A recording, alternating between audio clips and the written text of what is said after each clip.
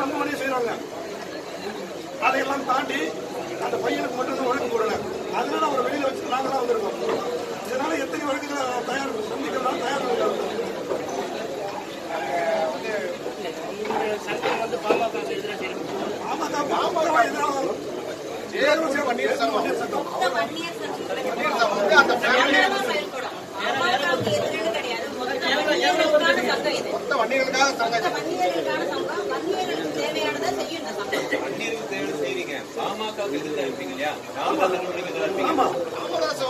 மாறி மாறி கூட்டணி பேசிட்டு அதே எங்களுக்கு கேவலமா இருக்குது.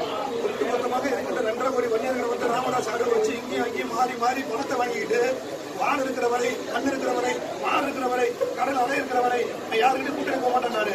இன்னைக்கு கொட்டி பெருசா வந்தோடனே இந்த மக்கள் எல்லாம் ஆடு வச்சு பணத்தை வாங்கிட்டு உள்ள போயிட்டு கூட்டணி உறுதினு முடிவு பண்ணிட்டாங்க. இன்றைக்கோ நாளைக்கோ அது தெளிவான செய்தி அவங்களே அறிவிப்பாங்க.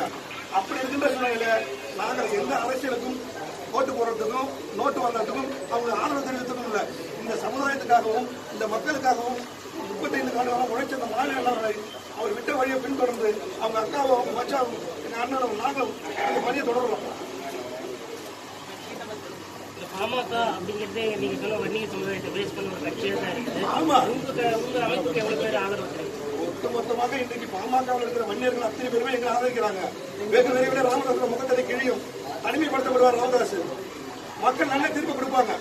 இந்த தேர்தல் அவங்களுக்கு எதிராக நீங்க வேலை பண்ணி கண்டிப்பா செய்வோம். திருமாவளவனுக்கும் அன்புமணி எங்க நிற்கிறாரோ அந்த இடத்துல காடு வெட்டி புதுவோட அம்மா கல்யாணி அவர்கள் நிப்பாட்டி அந்த இடத்துல அன்புமணி ஜெயிக்கிறாரா கல்யாணி அம்மா ஜெயிக்கிறாங்கன்னு இந்த மக்கள் தீர்ப்பு கொடுப்பாங்க.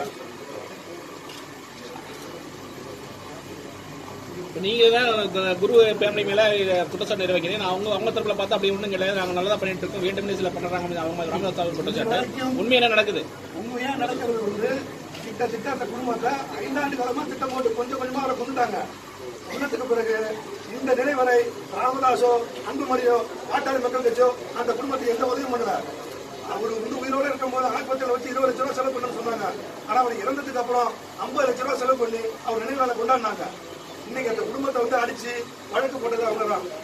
அவரோட பிறந்த நாளை கொண்டாடக்கூடாதுன்னு சொல்லி 144 காடு வெட்ட 144 தடை விதிச்சு அங்க இருக்கிற ஐஜி கலெக்டர் மற்ற மாவட்ட அதிகாரி அரசு சார்ந்த துறைகளை அத்தனை பேருமே ஏவி விட்டு அவர் வீட்டுக்கு ஒரு அதே கூட நடத்த முடியல.